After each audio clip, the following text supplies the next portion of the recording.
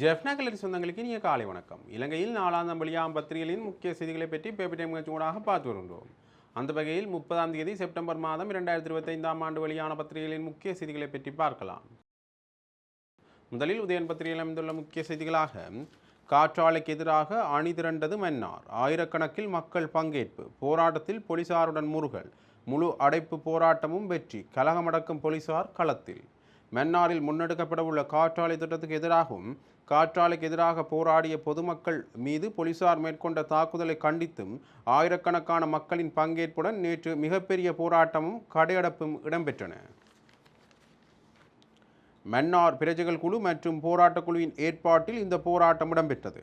மன்னார் மாவட்டத்தைச் சேர்ந்தோர் மட்டுமல்லாமல் நாடளாவிய ரீதியிலிருந்தும் நூற்றுக்கணக்கானவர்கள் இந்த போராட்டத்தில் கலந்து கொண்டனர். போராட்டத்தை முன்னிட்டு மன்னாரில் உள்ள அநேகமான வர்த்தக நிலையங்கள் நேற்று பூட்டப்பட்டிருந்தன. அத்துடன் தனியார் பேருந்துகள் சேவையில் ஈடுபடவில்லை. மீனவர்களும் நேற்று முன்தினம் இரவு கடல் தொழிலுக்கு செல்லவில்லை. இதனால் முற்றுமுழுதான சேவை முடக்கம் மன்னாரில் வெற்றிகரமாக இடம்பெற்றது. மன்னார் பொது விளையாட்டு மைதானத்திலிருந்து காலை 10 மணியளவில் கண்டன பேரணி ஆரம்பமானது. இந்த பேரணி பொது மருத்துவமனை வீதி ஊடாக சென்று மன்னார் போலீஸ் நிலைய வீதி ஊடாக மன்னார் பஜார் பகுதியை அடைந்தது. பின்னர் மன்னார் மாவட்ட செயலகத்துக்கு முன்பாக ஒன்று கூடிய மக்கள் காற்றாலை மற்றும் கனியமணல் அகழ்வுக்கு எதிராக கோஷங்களை எழுப்பி போராட்டத்தில் ஈடுபட்டனர். இதனால் குறித்த பகுதியில் சிறிது நேரம் பதற்ற நிலைமை ஏற்பட்டது. மாவட்ட செயலர் போராட்டக்காரர்களுடன் கலந்துரையாடல் நடத்தினார். இதன்போது ஜனாதிபதியிடம் அனுப்பி வைப்பதற்கான மனு ஒன்று மாவட்ட செயலரிடம் ஒப்படைக்கப்பட்டது.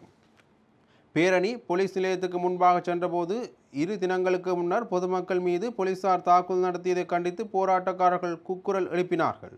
இதன்போது போலீசாருக்கும் போராட்டக்காரர்களுக்கும் இடையில் முருகல் நிலை ஏற்பட்டது. இதையடுத்து சம்பவ இடத்துக்கு கலகமடக்கும் போலீசார் அழைக்கப்பட்டனர். நிலைமை கைமீறி சென்றதை தொடர்ந்து அவ்விடத்துக்கு விரைந்த மத தலைவர்கள் போராட்டக்காரர்களுடன் பேச்சுவார்த்தை நடத்தினார்கள். இதையடுத்து நிலைமை கட்டுக்குள் கொண்டு வரப்பட்டது. காற்றாலை திட்டம் தொடரும் பட்சத்தில் இத்தகைய போராட்டங்கள் தொடர்ச்சியாக முன்னெடுக்கப்படும் என்று ஏற்பாட்டாளர்கள் அறிவித்தனர். அத்துடன் காற்றாலைக்கு எதிராக 2 மாதங்களுக்கு மேலாக இடம்பெறும் வழக்கமான போராட்டம் இன்றும் தொடரவுள்ளது என்றவாறாக அந்த செய்தி காணப்படுகின்றது. முதற் பக்கத்தில் அமைந்துள்ள மற்றொரு முக்கிய செய்தியாக கிளிநொச்சியில் வெடித்து சிதறியது குண்டு, 2 அவசர சிகிச்சையில், வெடிக்காத குண்டை கையாண்ட போது விபரீதம். கிளிநொச்சி தட்டுவன்கொட்டி பகுதியில் வெடிகுண்டு ஒன்றை கலற்ற முயன்றபோது அது வெடித்து சிதறியதில் 2 படுகாயமடைந்தனர். சம்பவம் தொடர்பில் தெரிய வருவதாவது, கிளிநொச்சி தட்டுவன்கொட்டி பகுதியில் உள்ள பாழடைந்த வீடொன்றில் 2 நேற்று அகழ்வு நடவடிக்கையில் ஈடுபட்டுள்ளனர். இதன்போது வெடிக்காத நிலையில் இருந்த குண்டொன்றை அவதானித்து அதை கலற்ற முற்பட்டுள்ளனர். இதையடுத்து அந்த குண்டு வெடித்து சிதறியுள்ளது. இந்த அசம்பவத்தில் 2 படுகாயமடைந்ததைத் தொடர்ந்து அவர்கள் பாதுகாப்பாக மீட்கப்பட்டு கிளிநொச்சி மாவட்ட மருத்துவமனையில் சேர்க்கப்பட்டுள்ளனர். மேலதிக விசாரணைகளை போலீசார் மேற்கொண்டு வருகின்றனர் என்றவாறாக அந்த செய்தி காணப்படுகிறது. முதற் பக்கத்தில் அமைந்துள்ள மற்றொரு முக்கிய செய்தியாக செம்மணியில் உணவு தவிர்ப்பு போரில் முஸ்லிம் உறவுகளும் பங்கேற்பு.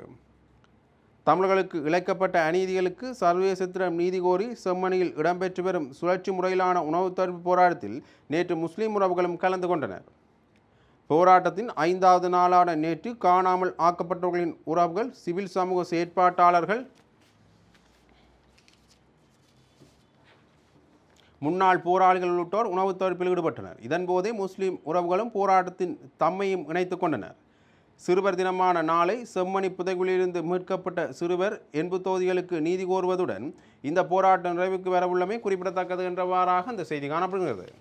முதற் பக்கத்தில் அமைந்துள்ள மற்றொரு முக்கிய செய்தியாக பல்கலைக்கழக ஆசிரியர்கள் இன்று வேலைநிறுத்த போர்.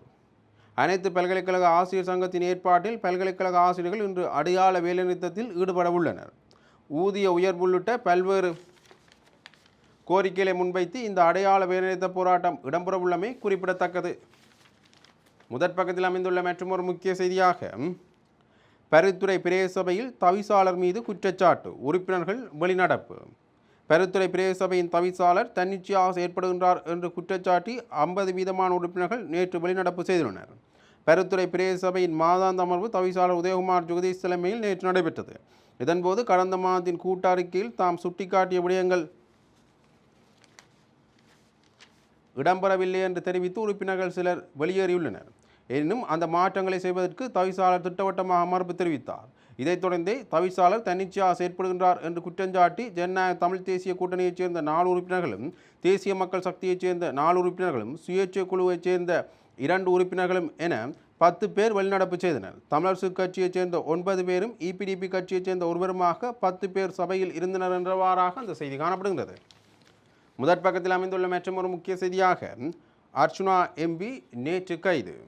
நாடாளுமன்ற உறுப்பினர் ராமநாதன் அர்ச்சுனா போலீசாரின் கடமைக்கு இடையூறு வழங்கிய குற்றச்சாட்டில் கொழும்பு கோட்டை போலீசாரால் நேற்று கைது செய்யப்பட்டார். கொழும்பில் அண்மையில் இடம்பெற்ற ஆர்ப்பாட்டம் ஒன்றில் கலந்து கொண்ட அர்ச்சுனா போலீசாரின் கடமைக்கு இடையூறு விளைவித்த குற்றச்சாட்டில் நேற்று வாக்குமூலம் வழங்குவதற்காக அழைக்கப்பட்டார். இதைத் தொடர்ந்தே அவர் போலீசாரால் கைது செய்யப்பட்டு நீதிமன்றத்தில் முற்படுத்தப்பட்டார்.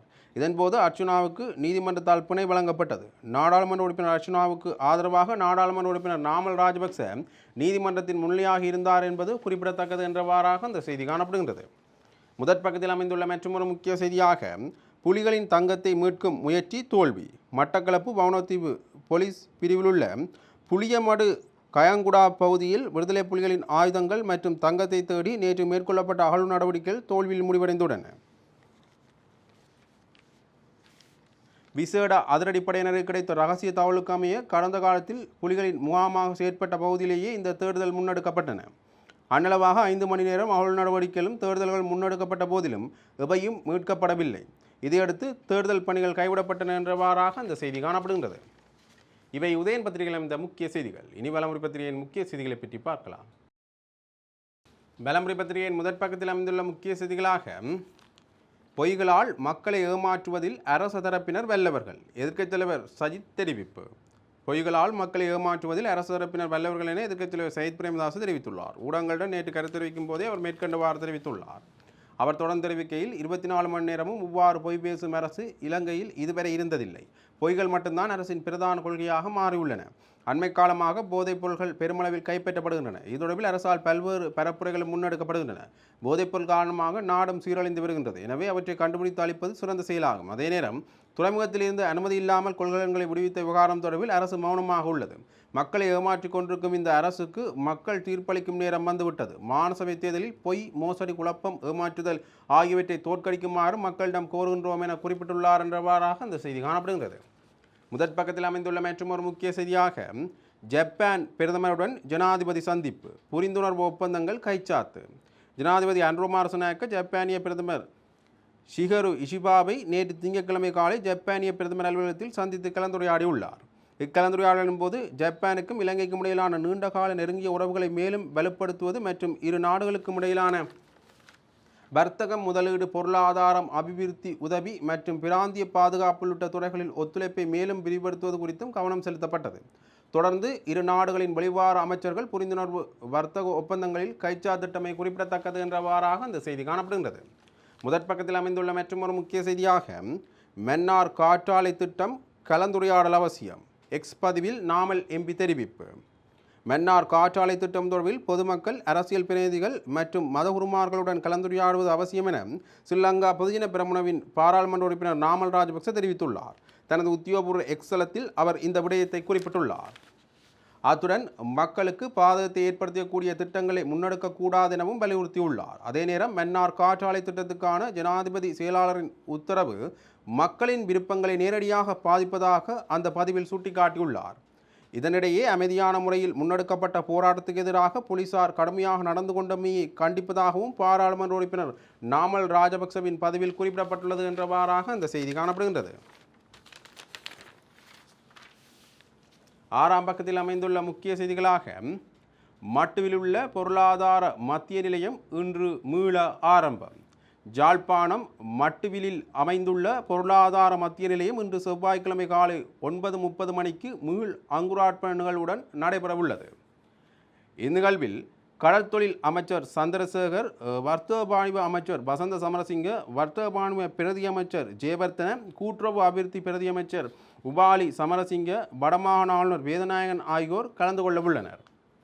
மட்டுவிலில் பொருளாதார மத்திய நிலையம் கடந்த 2022ஆம் ஆண்டு மார்ச் மாதம் 21ஆம் தேதி அப்போதைய பிரதமர் மஹிந்த ராஜபக்சவினால் திறந்து வைக்கப்பட்டது. விவசாயிகள் தமது அறுவடைகளுக்கு தகுந்த விலையை பெற்றுக்கொள்வதற்கும் நுகர்வோர் மலிவு விலையில் மரக்கறிகள் மற்றும் பலவைகளை கொள்வனவு செய்வதற்கும் வசதியாக இந்த விசேட பொருளாதார மத்திய நிலையம் நிர்மாணிக்கப்பட்டுள்ளது எனவும் அதற்கு அரசாங்கம் 200 மில்லியன் ரூபாவை செலவிட்டுள்ளது எனவும் அப்போது தெரிவிக்கப்பட்டிருந்தது. திறந்து வைக்கப்பட்ட மறுநாளே பொருளாதார மத்திய நிலையம் மூடப்பட்டது. அதன் பின்னர் கடந்த 3.5 வருடங்களுக்கு மேலாக பொருளாதார மத்திய நிலையத்தில் கடைகளை பெற்றுக்கொண்ட வியாபாரிகள் கடைக்கான முற்பணத்தை வழங்கிய போதும் இதுவரை வியாபார நடவடிக்கை நடைபெறவில்லை. அந்த பகுதியை பிரபலியப்படுத்தும் நடவடிக்கைகளை அதிகாரிகள் மேற்கொண்டு தர வேண்டும். விவசாயிகளுக்கும் தென்பகுதி வியாபாரிகளுக்கும் இதை நோக்கி வருவதற்கு ஏதுவான ஏற்பாடுகளை மேற்கொண்டு தர வேண்டும். அதற்காக தமக்கு சில சலுகைகளை வழங்க வேண்டும் என கோரிக்கைகளை முன்வைத்து வைத்தனர். இந்த நிலையில் புதிய அரசாங்கம் பதவியேற்று ஒரு வருட காலத்தின் பின் குறித்த பொருளாதார மத்திய நிலையம் இன்றைய தினம் செவ்வாய்க்கிழமை மீள் அங்குரார்ப்பணம் செய்து வைக்கப்பட உள்ளது குறிப்பிடத்தக்கது என்றவாறாக இந்த செய்தி காணப்படுகின்றது.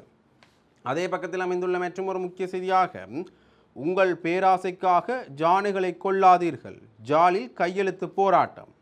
ஜானைகள் மனிதர்களிடையே முரணற்ற வாழ்வை வலியுறுத்தும் கையெழுத்து போராட்டம் ஜாழ்ப்பாணத்தில் நேற்று முன்னெடுக்கப்பட்டது. இலங்கை காட்டு ஜானைகள் பாதுகாப்பு சங்கத்தின் ஏற்பாட்டில் ஜாழ்ப்பாண நகர்ப்பகுதியில் குறித்த நடவடிக்கை முன்னெடுக்கப்பட்டது. உங்கள் பேராசைக்காக ஜானைகளை கொள்ளாதீர்கள் எனும் தொனிப்பொருளில் ஆரம்பமான கையொப்பம் சேகரிக்கும் நடவடிக்கை இன்றைய தினமும் ஜாழ்ப்பாணத்தில் இடம்பெறவுள்ளது என்றவாறாக அந்த செய்தி காணப்படுகின்றது. இவை வலம்புரி பத்திரிகையில் இந்த முக்கிய செய்திகள். இனி தினக்குள் பத்திரிகையின் முக்கிய செய்திகளை பற்றி பார்க்கலாம். தினக்குள் பத்திரிகையின் முதற் பக்கத்தில் அமைந்துள்ள முக்கிய செய்திகளாக, புதிய அரசியலமைப்பின் ஊடாக தேசிய இனப்பிரச்சினைக்கு நிச்சயம் தீர்வு காண்போம். தேசிய இனப்பிரச்சினைக்கு புதிய அரசியலமைப்பின் ஊடாக தீர்வு காணப்படும் எனவும் வடக்கில் உள்ள இராணுவ முகாம்கள் பாதுகாப்பு நடைமுறைகளுக்கு அமைய அகற்றப்படும் எனவும் ஜனாதிபதி அன்ருகுமார திசாநாயக்க தெரிவித்துள்ளார். ஜப்பானில் வசிக்கும் இலங்கை சமூகத்தினருடனான சந்திப்பில் உரையாற்றும் போது ஜனாதிபதி அன்ருகுமார திசாநாயக்க இவ்வாறு தெரிவித்துள்ளார். இதன்போது மேலும் அவர் கூறுகையில், இலங்கையில் பல்வேறு இனக்குழுக்கள் மற்றும் மதங்கள் வாழ்கின்றன. அவர்களுக்கு அவற்றின் தனித்துவமான கலாச்சாரங்கள் உள்ளன.